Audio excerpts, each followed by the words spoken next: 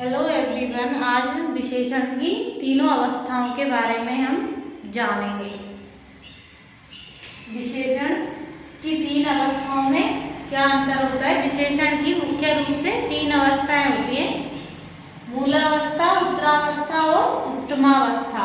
विशेषण के बारे में बाकी जानकारी आपको चाहिए तो आप मेरे पहले के वीडियो देख सकते हो, उसमें सारा ये पढ़ाया हुआ है। और भी हिंदी ग्रामर के टॉपिक है, संज्ञा, सर्वनाम, क्रिया, ये सब भी मैंने पूरा करवाया हुआ है।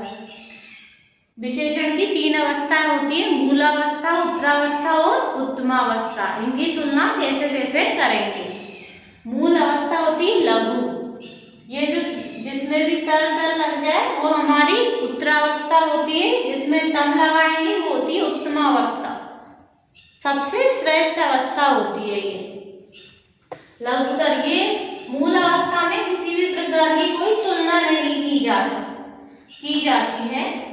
जैसे वह निम्न है, वह उच्च है, वह सुंदर है, यहाँ पे किसी भी प्रकार की मूल अवस्था में तुलना नहीं की गई है।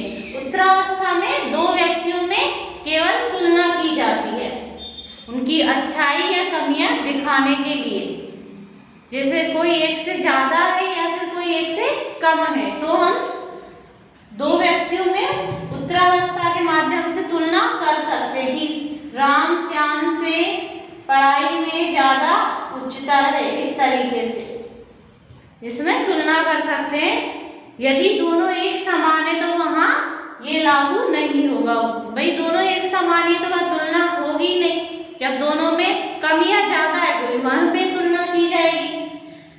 जब सारे में सब में एक को श्रेष्ठ बता दिया जाए, वहां पे हम उत्तमावस्था का प्रयोग करते हैं। जैसे राम अपनी कक्षा में श्रेष्ठ बालक है या उच्चतम बालक है, पढ़ाई में उच्चतम है, इसलिए पूरे विश्व में या पूरी क्लास में किसी भी एक पूरे ग्रुप में एक को श्रेष्ठ बता दिया जाए तब हम उत्तमावस्था का प्रयोग करते हैं।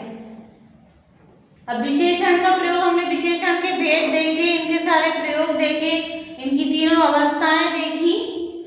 साथ में हम ये भी देखेंगे कि इसमें विशेषण में लिंग परिवर्तन के लिए किस प्रकार से अलग अलग लिंग के लिए कैसे विशेषण का प्रयोग करते हैं। जैसे महिला के लिए इसका प्रयोग करेंगे विदुषी महिला, पुरुष के लिए विद्वान पुरुष, विद्वान पुरुष। महिला के लिए विदुषी का, पुरुष के लिए विद्वान का प्रयोग करेंगे। इसी प्रकार से हमारे कुछ विशेषण शब्द फिक्स होते हैं जो कुछ पुरुष के लिए आते हैं और कुछ स्त्रीलिंग के लिए आते हैं, और कुछ विशेषण है कि बदल जाते हैं, कुछ फिक्स होते हैं। जैसे ताजा भोजन, ताजा रोटी, ये नहीं बदलेगा, ताजा ही रहता है, ताजा से ताजी नहीं बनता।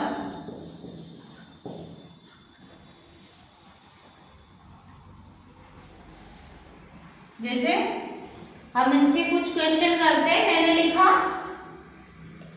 राम एक अच्छा लड़का है, इसमें कौन सा विशेषण है, किस प्रकार का विशेषण है? भाई सार्वनामिक विशेषण है, गुणवाचक है, संख्यावाचक है, परिमाणवाचक है। यहाँ पे ये लड़का कौन सी जातिवाचक संज्ञा हो गया, लड़का हमारा। अच्छे में कौन सा विशेषण है? गुण का बोध करा रहा है, इसकी क्वालिटी का बोध करा रहा है, इसलिए अच्छा कौन सा विशेषण हो गया हमारा? गुणवाचक विशेषण। मैंने बोला दुकान से चार लीटर दूध लाओ, तो यहाँ पे बताइए कौन सा विशेषण है इसमें? दूध हमारा कौन सी संज्ञा हो गया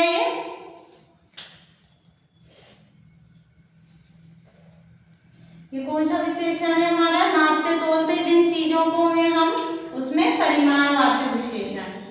परिमाणवाचक में भी कौन सा है ये? निश्चित परिमाणवाचक। हमें पता है कि दूध कितना, 4 लीटर और इसके लिए नापने तोलने का प्रयोग किया गया, गिन नहीं सकते दूध को।